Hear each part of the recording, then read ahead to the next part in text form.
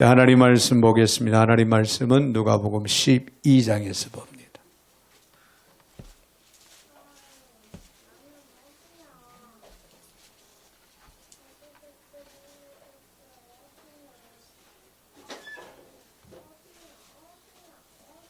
누가복음 12장 54절 또 59절까지 제가 받들어 봉독에 올리겠습니다.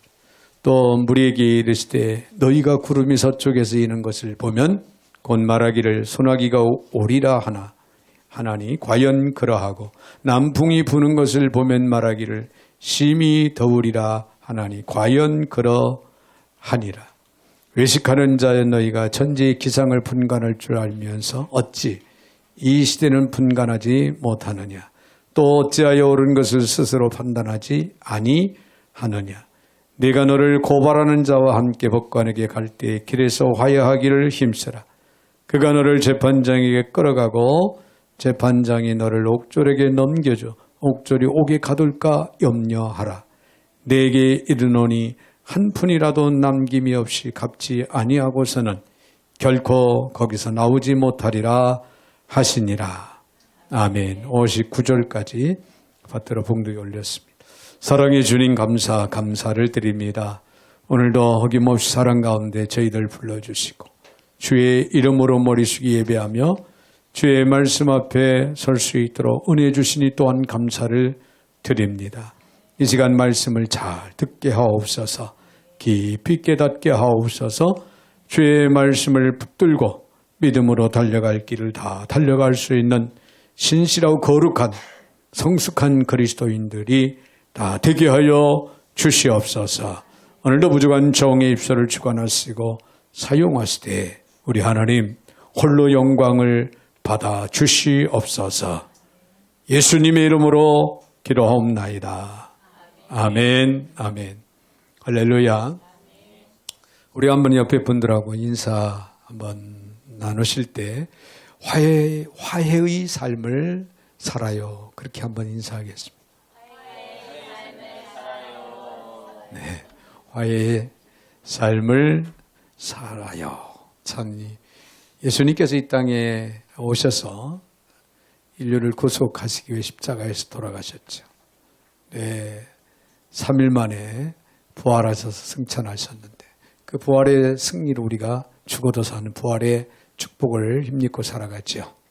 근데 이 과정 속에 예수님께서는 하나님과 우리 인간 사이에 가로막힌 죄악의 담을 허시고 화해의 사신으로 우리를 이제 하나님 앞에 나아갈 수 있는 그런 은혜와 축복을 허락하셨습니다.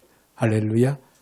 화해라고 하는 것은 우리의 삶 가운데 매우 중요합니다. 주님이 이 땅에 오셔서 행한 일이고 또 우리에게 명한 그런 말씀이기 때문에 이제 내일 모레면 화요일 17일이죠. 추석 명절입니다. 고향을 찾고 또 큰 집을 찾으셔서 가족들, 형제들을 또 만나게 되는데 무엇보다 중요한 것은 그들에게 복음을 전하는 것 매우 중요하고 또 한 가지는 여러분들 형제 간의 화목한 화해의 역사를 이루어 갈 수 있기를 바랍니다. 작은 일이라도 가슴에 맺힌 일들이 있다면 이번 교회를 통해서 푸는 할렐루야. 그래서 형제 간의 화해, 내 우애를 다지는 그런 명절이 됐으면 합니다. 세계적인 영성학자인 헨리 나우엔, 이 헨리 나우엔이 교통사고로 죽음의 경계까지 갔다가 회복해서 쓴 책이 있는데 그 책 이름은 거울 너머의 세계다. 그런 책입니다. 이 책에서 이렇게 말을 하고 있습니다. 산다는 것보다 죽는 것은 더 의미가 있다. 죽을 때 나도 죽음으로부터 자유해야 하지만 내 죽음을 통해서 나와 관계 맺은 모든 사람도 자유케 해야 한다. 나에게 상처를 주고 억울하게 만들고 나에게 섭섭하게 했던 그 사람들까지도 풀어주어서 내가 죽은 이후에 그들이 자유를 가질 수 있도록 만들어주는 것은 죽음에서의 또 하나의 해방이다. 참 놀라운 놀라운 말씀, 놀라운 이야기가 아닐 수가 없습니다. 내가 남과 화해하고 죽는 것은 내게도 자유지만 그 사람을 용서하고 죽는 것은 그 사람에게도 상대방에게도 자유를 주는 것이다. 그런 얘기예요. 네, 그래서 모두에게 자유. 자, 우리 그리스도인들은 이런 넓은 마음을 가지고 살아야 돼요. 가정에 돌아가서도, 직장, 또 사업자, 학교에 돌아가서도 마찬가지고, 이 사회에서의 우리의 삶 가운데서도 마찬가지입니다.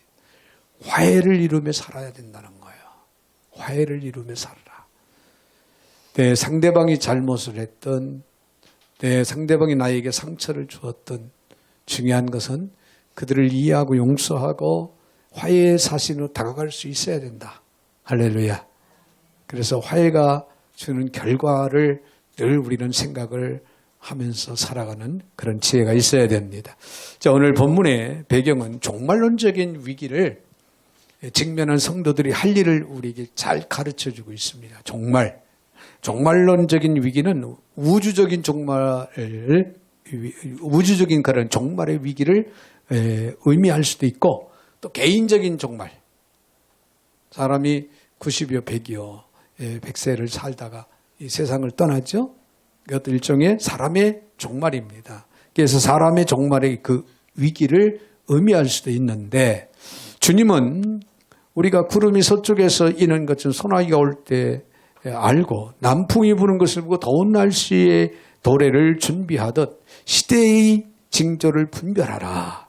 그렇게 말씀하고 계신 그런 말씀이 오늘 본문에 기록이 됩니다. 특별히 56절을 보면 외식하는 자에 너희가 천지의 기상한 분간할 줄 알면서 어찌 이 시대에는 분간하지 못하느냐. 주님께서 지적하며 또 책망하시는.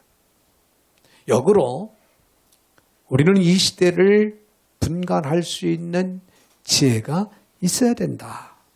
그런 가르침을 또 우리에게 주고 계십니다. 자, 그러면은 이 시대의 위기를 분별한 성도들이 종말론적인 인생을 정리하며 해야 할 가장 중요한 일이 뭘까?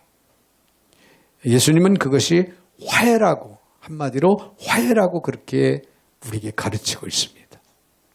화해하는 삶. 여러분, 이 마지막 때, 주님 오실 날이 가까운 이때 우리가 잊지 말고 실천해야 할 부분 중에 하나가 화해라는 거예요.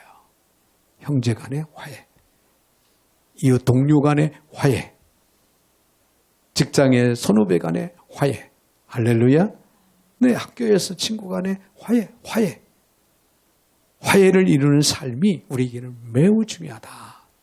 자, 여기에 오늘 본문을 통해 우리에게 주는 가르침을 우리가 생각을 해본다면, 먼저 이웃과의 화해는요, 이웃과의 화해는 풍성한 삶의 열쇠라는 거예요. 그렇기 때문에 이웃과의 화해를 덧없이 우리는 해야 한다. 그런 말씀이 되죠. 오늘 본문의 58절을 봅니다. 58절을 보면 네가 너를 고발하는 자와 함께 법관에게 갈 때 길에서 화해하기를 힘쓰라. 그가 너를 재판장에 끌어가고 재판장이 너를 옥졸에게 넘겨줘 옥졸이 옥에 가둘까 염려하니라. 네. 이게 무슨 말입니까? 재판의 날, 심판의 날이 오기 전에 화해하라. 먼저 그런 말씀이에요. 여기서 화해라고 하는 이 단어는 언어적으로 보면요, 현재의 상황을 바꾸라는 거예요. 현재의 상황을 바꾼다, 변화시킨다, 그런 의미가 담겨져 있습니다. 이대로 갈 수 없는 상황을 바꾸어 개선하라는 거예요. 지금 이 마음으로 그대로 가면 안 된다. 이런 상태로 그대로 가면 안 된다. 바꿔라. 상황을 바꿔라. 개선하라. 이것이 곧 화해라는 거예요. 화해. 할렐루야. 자, 여러분, 화해가 필요한 상황은요, 이미 두 사람 간에 불편한 일이 발생했다고 하는 사실을 전제하고 있어요. 여러분들 중에 형제 중에 때 본의 아니게 마음이 서로가 불편한, 그래서 연락도 주고받지 않는 이런 관계에 있다? 이것은 이미 불편한 관계라는 거죠. 화해를 해야 할 부분이다. 그런 얘기예요. 그것 때문에 우정이 깨지고 형제 간의 우애가 무너지는, 이런 일들이 생겨날 수 있다. 그런 얘기입니다. 성경에서 가장 중요한 계명이 뭘까요? 하나님을 사랑하고 이웃을 내 몸같이 사랑하라. 할렐루야. 우리에게 주어진 새로운 계명입니다. 이 계명 안에 모든 것이 다 들어있어요. 그런데 죄는 하나님과의 관계, 이웃과의 관계를 파괴시키는, 그래서 아담 일의 언제가 인류에게 들어옴으로 인해서 하나님과의 관계가 파괴된 거예요. 그래서 인간은 에덴 동산에서 쫓겨나 영과 육이 죽음을 당하는, 그렇죠? 그런 상황이 벌어졌죠. 하나님께 나아갈 수도 없고 하나님의 사랑을 받을 수도 없고 하나님과의 관계성이 완전히 단절되는, 뭐 때문에? 죄 때문에. 죄 때문에. 이제 죄인된 인간의 가장 중요한 숙제가 뭘까요? 예수를 믿음으로 하나님과 화해의 역사를 이루는 축복이죠. 근데 이미 우리는 예수를 믿고 예수 그리스도를 통하여서, 주님의 속죄를 통해서 우리는 하나님과 화해의 역사를 이루는 그런 축복을 받았고 그 은혜를 힘입어서 하나님께 나아가게 됐어요. 그런데 이 땅에서 우리가 살아가면서 우리가 스스로 나서서 해야 할 부분이 있다면 이웃과의 화해라는 거예요. 할렐루야. 하나님과의 화해는 이미 하나님 예수 그리스도께서 다 해결해 놓으셨기 때문에 이웃과의 화해는 우리 그리스도인들의 삶 속에서 스스로 이 화해를 이루어 가야 돼요. 그리고 하나님과의 또 화해는 지속이 이루어져야 되겠죠. 자, 그래서 주님은 화해하기를 힘쓰라고 가르치고 있습니다. 화해하기를 힘쓰라. 자, 우리는 예수님께서 이 땅에 오신 목적이 그의 양된 우리를 생명을 얻게 하고 더 풍성한 삶을 얻게 하려고 합니다. 요한복음 10장 10절에서 그렇게 말씀하고 있습니다. 그리고 이러한 풍성한 삶은 언제나 하나님과 이웃과의 바른 관계를 전제로 한다는 사실을 잊지 마시기를 바랍니다. 하나님을 경외하고 하나님을 사랑하고 하나님 은혜 안에 말씀 안에 거하는 삶을 살아가야 되고 이웃과의 관계 회복이 이루어질 때 우리는 주님이 허락하신 풍성한 삶을 살아가는 축복이 우리에게 주어진다. 우리가 이 땅의 풍성한 삶을 영위하기 위해서는 여러분 이웃과의 바른 관계가 매우 중요하다라고 하는 사실을 우리는 기억을 하시기를 바랍니다. 그러므로 우리는 이웃과의 화해를 매우 중요시 여기고 이웃과의 화해를 위해서 여러분이 마음의 문을 열 수 있는 지혜가 있어야 될 줄로 믿습니다. 우리는 때로 신앙적인 문제로 가까운 이웃들과 화해하지 못하는 그런 상황이 생길 수도 있어요. 오늘 본문에서 앞서 52절, 12장 52절, 53절을 보면은 이후부터 한 집에 5사람이 있어 분쟁하되 셋이 둘이 셋과 하리. 아버지가 아들과 아들이 아버지 어머니가 딸과 딸이 어머니와 시어머니가 며느리와 며느리가 시어머니와 분쟁하리라. 마지막 때는 그런 현상들이 분쟁이 이루어지리라. 형제간에도 좋은 관계가 이루어지지 않는 그런 현상들이 마지막 때는 일어날 수 있다. 그런 얘기죠. 자, 가족과도 피할 수 없는 분쟁이 있을 수 있다. 그런 얘기예요. 그런데요, 그것은 피할 분쟁이 아니라는 거예요. 피할 분쟁이 아니라 거룩한 분쟁. 거룩한 분쟁, 맞서야 할 분쟁이라는 사실. 그러나 우리 신앙을 타협해야 하는 진리의 문제가 아닌 상황인식에 따른 상대적인 문제라면 어떤 경우에도 화해할 수 있어야 된다는 거예요. 할렐루야? 영적인 문제가 아니고 진리의 문제가 아닌 다음에는 화해를 해야 된다는 거예요. 그러나 진리 문제, 영적인 문제에 있어서는 우리가 타협으로 진행돼서는 안 된다는 거죠. 끌려가면 안 되는 거예요. 할렐루야. 할렐루야. 이번 추석 명절에 본의 아니게 어르신들이 계신 그런 집들은 또 제사를 드린다고 하는 경우가 없잖아요. 있을 거예요. 네, 어르신들이 진행되는 그 상황을 앉아서 이러시면 안 돼요. 우리가 그렇게 직선적으로 단호하게 이야기할 수는 없는 거고, 중요한 것은 제사를 드리는 그 장소에서 우리는 묵묵히 기도할 수 있는 자세를 가져야 된다는 거야. 제사상에 절을 하면 안 되고 그러니까 우상을 숭배하는 길이 되니 하나님 앞에 우리는 예배하고 기도하는 그런 영적인 자세가 이루어져야 될 줄로 믿습니다. 아무튼 사도 바울도 로마서 12장 18절 할 수 있거든. 너희로서는 모든 사람과 더불어 화해하라. 할렐루야. 모든 사람과 더불어 화해하라. 그래야 우리 내면에 하나님의 평화를 누리고 하나님의 평화를 증거하는 자로 우리는 살아갈 수 있다. 그런 얘기예요. 아울러 이웃과의 화해가 없이는 이런 평화를 결코 기대할 수가 없다는 것. 그러므로 이웃과의 화해는 풍성한 삶의 열쇠라는 사실을 먼저 우리는 기억을 하시기를 바랍니다. 더 나아가서는 하나님과의 화해는 영원한 삶의 열쇠예요. 영원한 삶의 열쇠가 된다. 오늘 본문의 59절을 보면 내가 이르노니 내게 이르노니 한 푼이라도 남김없이 갚지 아니하고서는 결코 거기서 나오지 못하리라 하시니라. 자, 그런 말씀이 기록이 되고 있죠. 여기에서 하나님은 심판을 받을 자에게 자기가 행한 바에 대한 최후의 남은 것까지 뭐라고 말씀하냐면 책임을 물으신다는 거예요. 책임을 물으시겠다. 그런 의미로 우리는 이해를 할 수가 있습니다. 자, 그렇다면은 자비와 은혜가 한량없이 신 그런 하나님께서 어떻게 이토록 철저하게 책임을 물으실 것인가? 물으신다고 그렇게 말씀하실까? 자, 이러한 점에서 우리는 하나님의 은혜가 진정 무엇을 의미하는지를 우리는 잘 알아야 됩니다. 흔히 은혜라고 하면은 값없이 거저주는 정도로 이해하는 수준. 이렇게 이해를 하는 그 이해로만 끝나면 안 됩니다. 이 수준을 넘어서 또 어떤 경우는 대충대충 하는 거. 은혜로 합시다. 그냥 다 그냥 두리뭉실 받아들이고 이해하고 그냥 넘어갑시다. 그렇게 생각하는, 그렇게 이해하고 그렇게 받아들이는 그런 경우가 적지 않아요.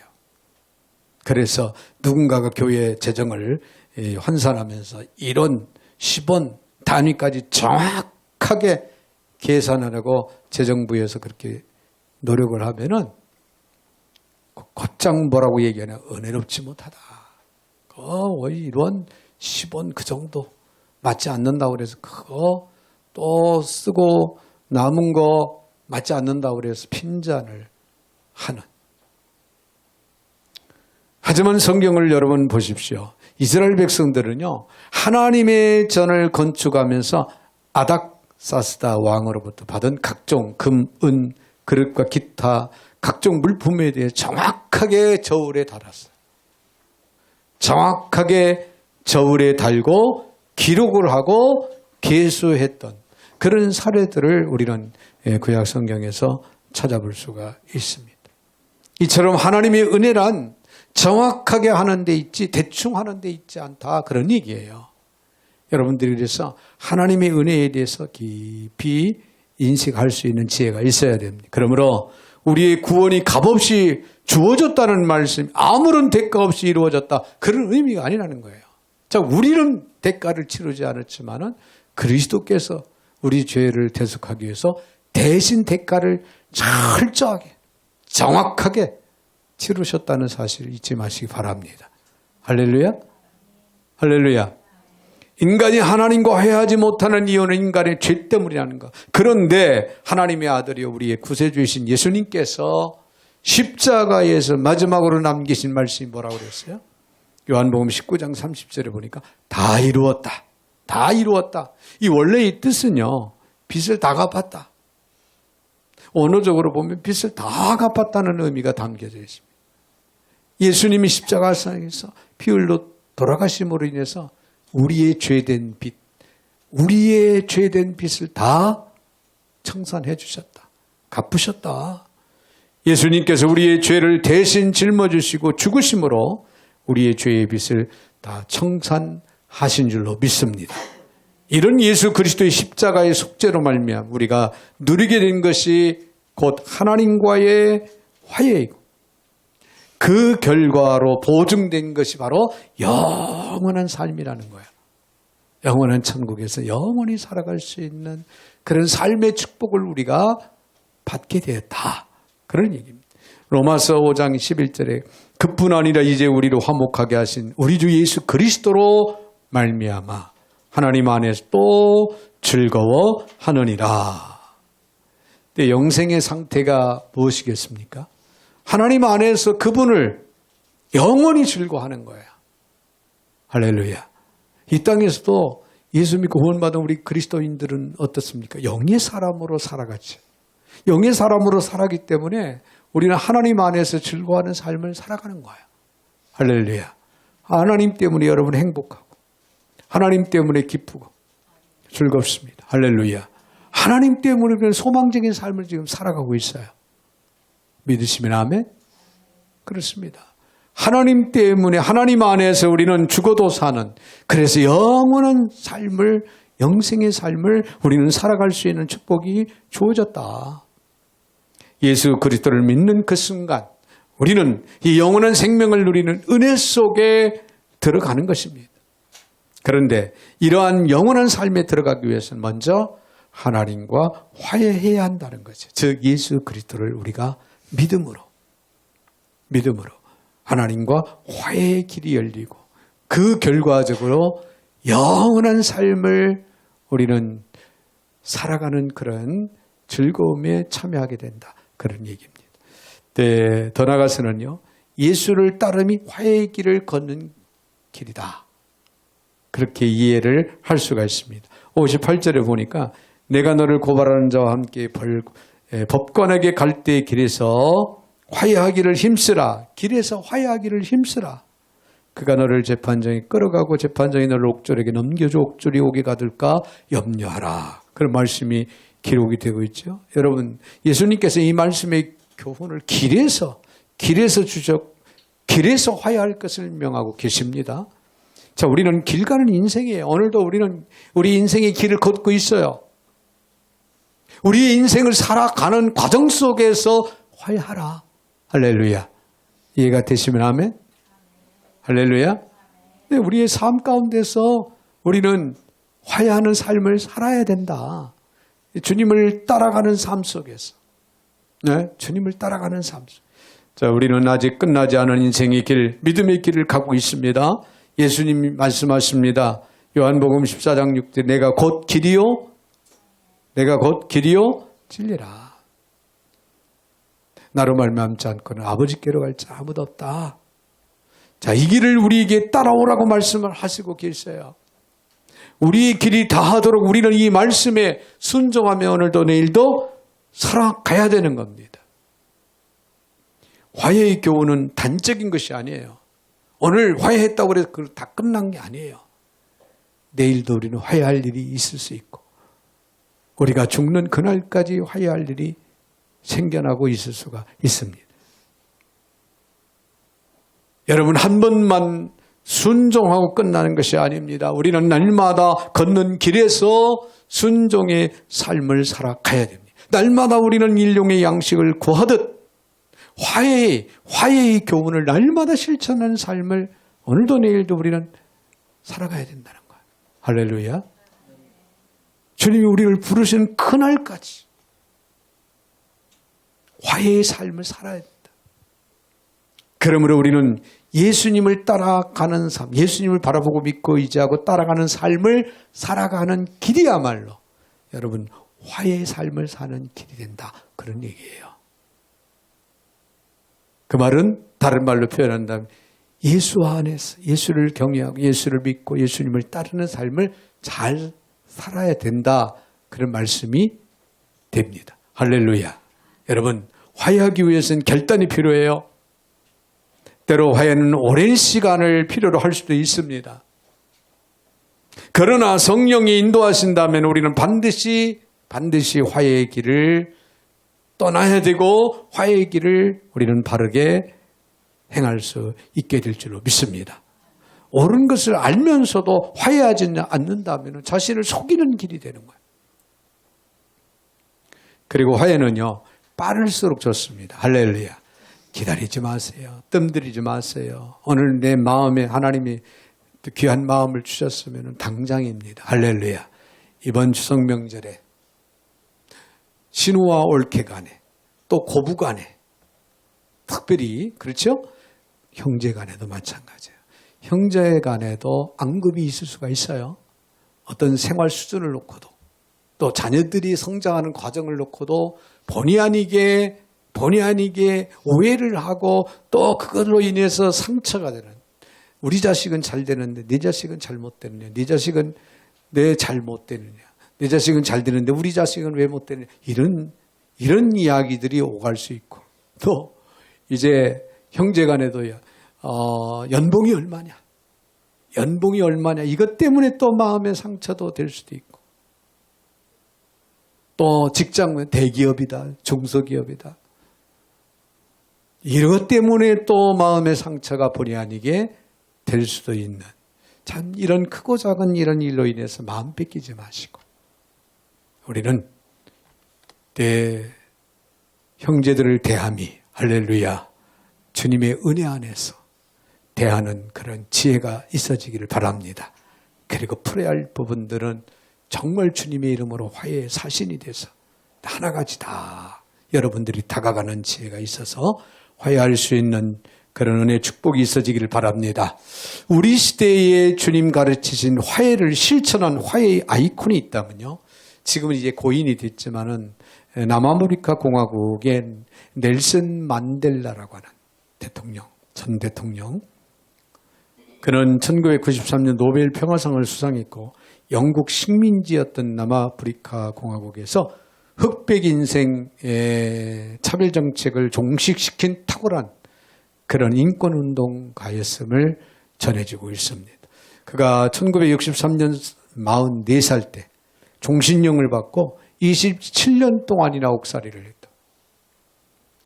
네, 1990년 2월 72세에 석방이 돼서 민주적인 선거 방식을 통해서 드디어 대통령이 되게 됩니다. 1994년 5월 4일 취임을 할 때 대통령 취임을 할 때 전 세계는 남아프리카 공화국의 미래를 걱정을 했다는 거예요. 27년 동안 억울하게 옥살이를 하다 보니까 이제 석방을 해서 더군다나 대통령이 되었어요.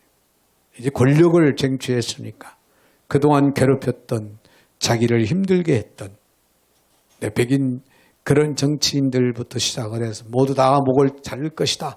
막 이런 생각들로 가득 차 있어 전 세계가 주목하는 그런 상황이 벌어졌다는 거예요. 자, 오랫동안 극심한 인종차별 정책에 시달려온 흑인들의 그 분노가 폭발하여 피해 보복이 분명히 일어날 것이다.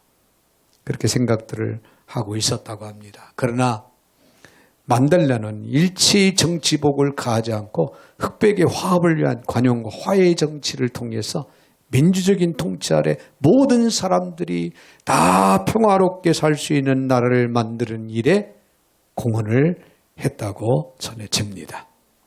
그의 대통령 취임식에서 그 취임사의 한 부분에 이런 글이 기록이 됩니다. 우리 모두의 상처를 치료할 시간이 왔습니다. 우리를 갈라놓을 공간들을 채울 다리를 놓을 시간이 왔습니다.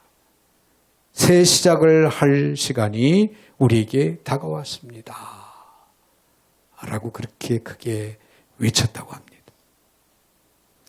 350년 동안의 백인들의 인종차별 정책에 종지부를 짓고 분노와 보복 대신에 용서와 화해, 화합을 위한 관용을 실천할 때 새로운 세계가 열린 것이다. 그런 얘기예요.